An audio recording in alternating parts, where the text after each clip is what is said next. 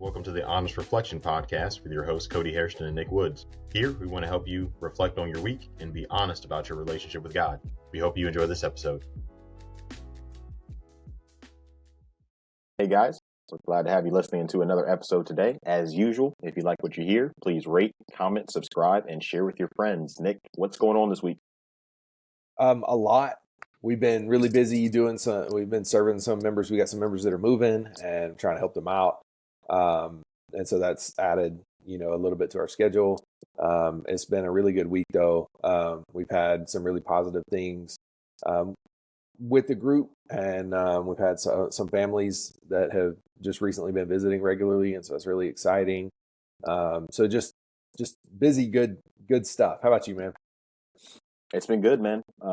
We had a young men's day, I guess you'd call it, on Sunday, where a lot of the younger men led songs, prayers, a couple lessons, and they did a really good job. We helped an older couple cut up and move a tree in their backyard, and I told you earlier we had a baptism on Monday, and so it's just been a good week, been a good month here. A lot of really, really good things going on. Glad to see God working. Glad to see people, working in the kingdom and sacrificing for one another. And it was just it was a good week, and it's an even better week now that I'm talking to you. And we've been able to kind of look through and talk through chapters 4 and 5 of Mark. That's what we're going to be looking at here today. Chapters 4 and 5, it's a little bit different, I would say, than the previous 3 chapters. There's a lot of parables there in chapter 4. In fact, Jesus begins teaching in parables, little short stories. There are more miracles that we'll read about today. Things like Jesus calming the winds and the sea. There's more situations where there's people that are being healed from demon possession and other different diseases, and it all just goes back to what we are trying to focus on this season. It's Jesus' authority. All these stories are here showing different elements of Jesus' authority and how people are responding to it. If you all remember back in Mark chapter 1, verse 22, it said that people were amazed that Jesus was teaching as one with authority. And so there was something about the way that Jesus taught and the things that he said where people were like, oh, this is different. This man has authority. And so chapter 4 has a lot of it. It has some of Jesus' teachings. The parables, they kind of almost served a little bit as a judgment tactic to see where people were. And really, this is one of the ways that I've had to adjust how I read and understand the Gospels, because I've always thought, and I'm pretty sure I've said and taught, that the parables, Jesus told parables so they'd be easy to understand, give them a nice little image to think about. But the text is actually pretty clear that part of the parables part of the reason for the parables was so that the people would not understand. I'm thinking about verses 11 and 12 of chapter 4. It says, he answered them, the secrets of the kingdom of God has been given to you, but to those outside, everything comes in parables, so that they may indeed look and yet not perceive. They may indeed listen and yet not understand. Otherwise, they might turn back and be forgiven. And so that's judgment language, right? And if you think about the people that are being confounded by these relatively simple stories, the reason they were confounded is because they didn't have the right heart posture, right? So they were, in a sense, almost like judging themselves or condemning themselves because they couldn't understand these stories. And so the parables show, if you get it, hey, you're somebody who does have the right heart posture. If you don't, then you don't. And Jesus had the authority to teach in this way, to expose these things to the people. But thankfully, Jesus was able to explain the parables to his disciples. You see that in chapter 4 and verse 34, that he was able to bring the people with the right hearts. He was able to bring them to an understanding because he did truly want that. And so in the parables, there's 3 parables, and they're all about the kingdom of God, and they're about sowing the seed and about growing seed and mustard seed. And all 3 of those parables, what the main point is all of them highlight the inevitability of God's kingdom. So God's kingdom is his eternal reign. It's his authority. And in the parable of the sower, what you have is you have a man going out sowing the seed, and most of the seed doesn't actually fall on good ground. 75% of the seed falls on ground that's not going to produce what it's supposed to. But guess what? even though 75% falls on bad ground, some is going to fall on the good ground, and it's going to bear fruit. So you might have thought this was some dumb farmer going out just throwing seed anywhere, but guess what? He knows what he's doing. And so then in the parable of the growing seed, starting in verse 26 of chapter 4, this man, he doesn't even know how the plant's growing. He just walks out one day, he's like, oh, look at this. But guess what? The kingdom grows. The plant, it does grow, even though the man doesn't know all of the different mechanics of how this happened. And then even with the parable of the mustard seed, the seed is so small, and you might think, oh no, we need something bigger if we're going to be able to see this kingdom. But by the end of it, the plant is bigger than all the rest. And so the point is okay, even when things don't look right for the kingdom, even when it doesn't feel like Jesus' authority or God's authority is really present, it is. Maybe it seems like no one's listening, or you don't understand what exactly is going on, or it looks like there's some other worldly kingdom that's doing better. God's authority, it will rule. Ultimately, it will rule for sure. And so, at that point, if we know that the kingdom, that his authority is going to rule, you might as well make sure that you're honoring it and respecting it, right? Don't fight against it like we've seen some people do before, and like we'll see later on in this section today. Invite it in. Say, okay, since this is already going to happen, well, I want to make sure I'm a part of it. Because when you do submit to that authority, when you do recognize it and invite it in, you get to be like the birds of the sky in verse 32, who get to, I think it says, to rest in the shade of the kingdom. And so I think the point of the parables here is to just show us, hey, God's authority is going to be established anyway. You're better off responding appropriately. Yeah, I think that's great. And I think these parables, they really, like, especially here in Mark, they really connect us, like you were saying, in this line of thinking that reminds us not only does Jesus have all authority, but he teaches as somebody who knows things that other people aren't able to teach about, right? So what is this kingdom going to look like? It's a caring kingdom. It's a kingdom that's going to grow and all that stuff. That's great. And you need to respond appropriately. That's going to be the thread that kind of connects us to the next few stories. And as we go on into chapter 4, he gets them on a boat, and they're going to go over to the other side of the sea. And it says in verse 36, leaving the crowd, they took him along with them in the boat, just as he was, and other boats were with him. And there arose a fierce gale of wind, and the waves were breaking over the boat so much that the boat was already filling up, and Jesus himself was in the stern, asleep on the cushion. And they woke him and said to him, Teacher, do you not care that we are perishing? And he got up, rebuked the wind, and said to the sea, Hush, be still. And the wind died down, and it became perfectly calm. And he said to them, Why are you afraid? Do you still have no faith? And they became very much afraid, and said to one another, Who then is this that even the wind and the sea obey him? This story kind of perfectly encapsulates this picture of authority from a really different perspective than we've seen so far in Mark. Because it's fascinating to me that Jesus would respond with, do you still have no faith? They left everything. We've already seen that in Mark. They've seen him heal people. They've witnessed his teaching. Like, it's not that they don't believe he is the one who's been sent even. I don't even know to what extent yet, because later on in Mark, we're going to see Jesus ask him, who do you think that I am? But there's something there, but he says no faith, which is really fascinating to me because, again, they're in a unique setting. And I think we're like this, is the reason I'm pointing this out. Like, we don't always extend things to a new setting. And so now they're in a boat and a storm has come up, and Jesus hasn't specifically calmed a storm or saved them from a storm yet, And so it's a learning lesson. It's a learning tool. When Jesus says, stop, and everything stops, they became afraid. And here that is an extension of this lack of understanding that they had about the extent to which his authority would reach to the elements. When we find Jesus, as we come into the story, he's sleeping on a boat. And I think that's interesting because I think that should bring comfort. Like, they run to him and they're afraid and they're waking him up. But I also kind of think that if they had been thinking about the type of authority Jesus had, they wouldn't have been afraid. They also wouldn't have been they would have been even less afraid if they had seen how at peace he was, right? Like, when you think about somebody who's sleeping, like typically that reflects a level of peace, right? And so Jesus is at peace in this really unpeaceful situation because he brings peace. He's the one who sends that out. I think that's interesting. He also shows compassion in his authority here. Do you not care for us? Well, of course he cares for them. He deeply cares for them. And he's not willing that they would perish because he called them to follow him.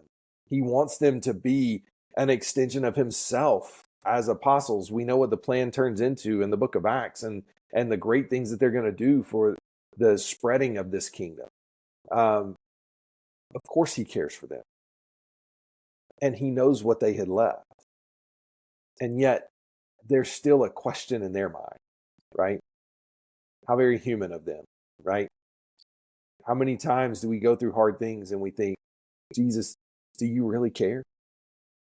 Do you really consider me? And we have to read scripture and we have to remind ourselves, yes, he certainly does. If he clothes the grass of the field, how much more will he take care of you? Jesus says in the Sermon on the Mount, right? So we have to kind of like tie those things together. So Jesus just says here, it says, the text says he rebuked the wind. That's an authoritative language, right? Like you don't rebuke something unless you have authority over it. And so he rebukes the wind and the sea. He says to the sea, hush and be still. Stop. Everything needs to stop. Even the wind and the waves obey him. And I'm going to make this point, and it's going to kind of come back up in the thread of the rest of our discussion today. But authority here, it demands obedience, right? Like if he rebuked the wind and the sea and he said, hush, be still, and nothing changed, then either he doesn't have authority or the wind and the sea is not respecting the authority that he has, right? But you can't remove the two because the obedience is demanded by the authority that he has. Not only does Jesus have that authority, but he has it over all things, right? So now it's extended beyond like sickness, which is connected to people, demon possession, which is connected to us in that way. Now it's the elements, right? The weather and the sea. Two things in ancient culture that is like, it's chaos, right? It's uncontrollable. Even today, we have all these instruments and tools and try to predict the weather. And then like yesterday, I looked at my weather app and it wasn't supposed to rain till like 6 o'clock tonight. And I got up this morning and it was raining because we don't have authority over the weather, but Jesus does because he's the creator. And so you have that connection. So this type of authority connects us to the next story. We've already seen demon possession. We've already seen Jesus cast out a demon. But this is not just one demon when we get into chapter 5. And this is like chapter 5 through verse 20. 1 through verse 20. But this is a legion of demons. This also, to me, when you read that word legion, it's connected to military language. So now we have an army of demons possessing this one person. And Jesus speaks as a commander who can command an army of demons and tell them what to do, which is an incredible type of authority when we think about it in that connection. And it's not about wielding chaos. He doesn't use his authority to bring about something chaotic. As a matter of fact, he brings about order in this man's life. So like at first, when we're introduced to this man who's possessed by this legion of demons, he is in a state of chaos. He's yelling at people. He doesn't have any clothes on. People are like, they stay away from him. He lives like where people bury the dead. And then when we're introduced to him again at the end of the story, they come back to him. He's sitting, he's perfectly clothed. And people are like, is that even the same person? Right? There's this drastic contrast between order and chaos. So Jesus uses his authority to bring about order. We saw that with the winds and the waves. We see that now with the demon-possessed person as well. We can see that in our own life. I think that's the application that I was thinking about, that our life is chaotic without Jesus. But when we bring him into our life, we walk by the Spirit, it should bring about a type of order to our life, whether that's hope, love, bearing the fruit of the Spirit, those kind of things. It brings about order and helps us put chaos away. And then also you kind of see this picture of mercy, even when it's not deserved. This type of authority that Jesus has extends to the demons when he commands them, but also the mercy when they ask not to be put to death, which is kind of an interesting, like there's an interesting part of this thing. He says, come out of this man. He asks what their name is. They say Legion, for we are many. It says, and he began to implore him earnestly not to send them out of the country. And so there is mercy in the relenting to the inquest. He puts the request, he sends them into the herd of swine. Of course, then the swine rush into the steep bank and into the sea, and all these these pigs are drowned in the sea. But again, I think the greater point is the authority that he has over the demons, and even maybe like the mercy that he extends to them at the request. This is the type of authority Jesus has. So then the formerly possessed man now submits to Jesus' authority. He asks to follow Jesus, and Jesus says, no, I have a job for you. And the job that he has is to go to your home people and report to them what great things the Lord has done for you. And verse 20 says, and he went away and began to proclaim what great things Jesus had done for him. He obeyed. So Jesus commands the weather and the ocean, and it obeys. He commands an army of demons, and they obey. He commands a servant, and he obeys. His authority demands this type of obedience from everyone and everything. And I was thinking about Philippians 2, right? At the name of Jesus, every knee will bow and every tongue will confess. So that's the type of authority we're kind of looking at. And I think what Mark's trying to show us here. Yeah, I mean, I love you pointed out how different the demon-possessed man is by the end of it, because that's what submission to Jesus' authority looks like. I mean, I know in our culture today, submitting to authority has this like negative connotation to it, but when you submit to Jesus' authority, you go from chaotic to, I mean, this man can stand and proclaim the gospel, you know, and talk to people, and it's just that type of change is possible for everybody. There's a couple more sections here. I think there's probably two more situations from verse 21 of chapter 5 through the end of the chapter, but the way that it's structured, those two situations end up turning into three stories. So first, there's a man named Jairus, who's a leader of the synagogue, and he comes to Jesus to ask him to heal his daughter who is dying. And it's really notable that he is this leader of the synagogue because he seems to be the first Jewish leader to respond well to Jesus. We've seen Jewish leaders pushing back on him, asking him questions. Now there's one that's responding positively. So Jesus says, yes, he will go heal, and he goes with them to his house with this really large crowd that's following him and pressing in against him. And what happens is while they're on the way, a woman who's been suffering from bleeding for 12 years, she comes and she touches Jesus' garment, and when she does, she's healed. And all of this interrupts Jesus going to heal the daughter that's dying. And I think it's really important for us to see, like, when these two people acknowledge Jesus' authority, like, they act on it. It changes them, and it brings all kinds of really good things into their lives. So with Jairus, you know, he's a leader, and he recognizes Jesus' authority, and he begins to beg him to heal his daughter. And that is incredible humility on his part. I mean, just imagine what the crowds thought. You got this leader of the synagogue who's at Jesus' feet. I mean, that's just not a posture you would anticipate from somebody who has things, right? Who is capable. I think there's a persistence that's present there with him too, because it says that he was begging him earnestly, but there's a trust aspect. I mean, Jesus stops in the middle of going to heal his daughter to go have this whole interaction with this woman, and it doesn't seem like he's complaining about that. So Jairus, he's humble, he's persistent, all because he recognizes Jesus' authority. And then the woman, she's an excellent example of diligence. You know, she has been to many doctors over these 12 years, and I'm sure there's that sense of hopelessness once she went from one doctor to another, and it's like, well, it's just always going to be this way. She's been an outcast from society.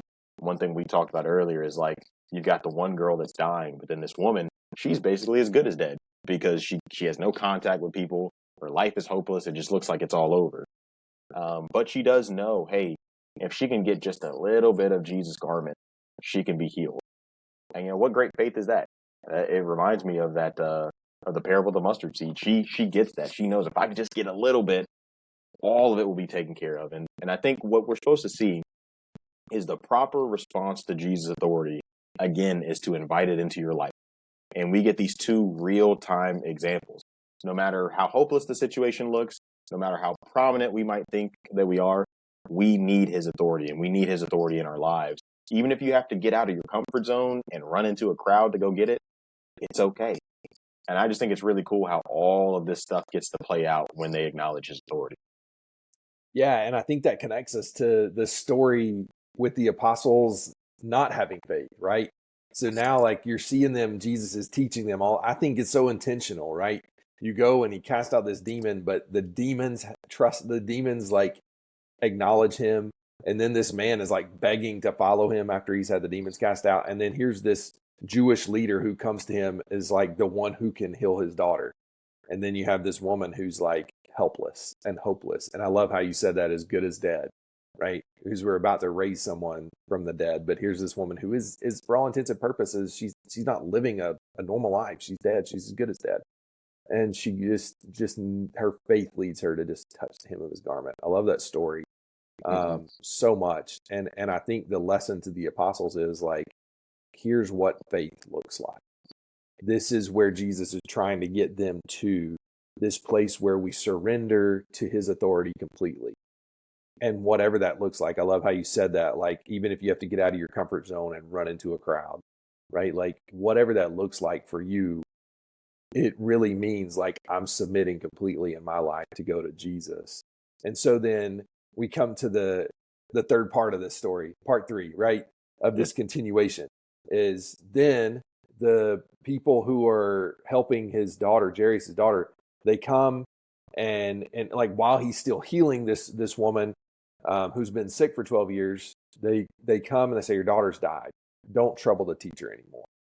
Right? Like, so now it's like faith. And now here's these people who come in and say, okay, this is all that we've extended the length of the authority of Jesus, because nobody has authority over death, right? Like, death is final. It's the end point. And how fitting that we landed on this story, by the way, when like Sunday is this coming Sunday after our episode drops, like is the Sunday when everybody celebrates the resurrection of Jesus, right? He is the resurrection and the life. But the picture here is even the Jewish leadership and the people who are connected to them, the ones who might have known the law, maybe even like more so than others, say like, all right, death is kind of a final stopping point for the authority that Jesus would have, right? Like, here's the end of it. And Jesus' statement is, do not be afraid any longer, only believe. I love that, like that answer, because sometimes when we get into a situation in our life, we're going to feel like we've reached the extents of Jesus's authority, right? Like, there's no help to be had. We're at the end of our rope, and maybe Jesus is trying to say to us, even in a story like this, don't be afraid, just believe. And the simplicity that comes from us just saying, Lord, I believe, help my unbelief, or what other things we might read in scripture that kind of lead us to this. Notice how Jesus talks about death. When he comes to her, he finds these people are loudly weeping and wailing. I want to point out too, like, they come and tell him she's died. They're having a funeral now, right? Like, Jesus walks into like the beginning of the mourning period. So the wailing and that, like, they know this girl is dead from everything that they can know. And Jesus says, why are you making a commotion and weeping? There are some times when Jesus' expectation of our faith is going to look so drastically outlandish, right? Like, what do you mean, Jesus? This is what we do when people die. We are mourning the loss of a 12-year-old girl. But Jesus' point is, believe me, believe in me, trust that I have authority over even death. So the child has not died, but is asleep. This is a thread that follows through the rest of the New Testament too. When we think about like how death is talked about, Paul talks about death in this way. Those who have gone on before us are asleep. Those who, and so we need to think about death a little differently, I think, is the point I'm trying to make. Like, the way that Jesus is thinking about it is it's not final. If it were final, then he wouldn't have authority over it. But because he has authority over it, it's not final. That's at least the logic my brain's doing. So he says she is asleep. And so then he comes in and we'll come back to their response, right? Like, because again, what do you mean, Jesus? She's dead, right? We are aware of the condition. We know what death looks like. We've experienced death. We live in a world that's full of death. right? And Jesus says, believe. And so then he goes in and he literally just speaks to her. He grabs her hand and he says, little girl, get up. And again, these lessons of authority, what did he do? He spoke to the demon. He spoke to the winds and the ocean. It's the ability to use his words to say, stop or get up.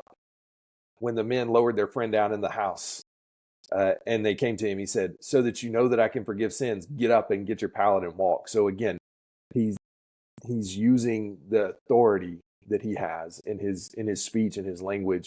If anyone else says get up to this girl, she's still dead, right? But he says, I say to you. See, it's at Jesus's name. It's by his authority.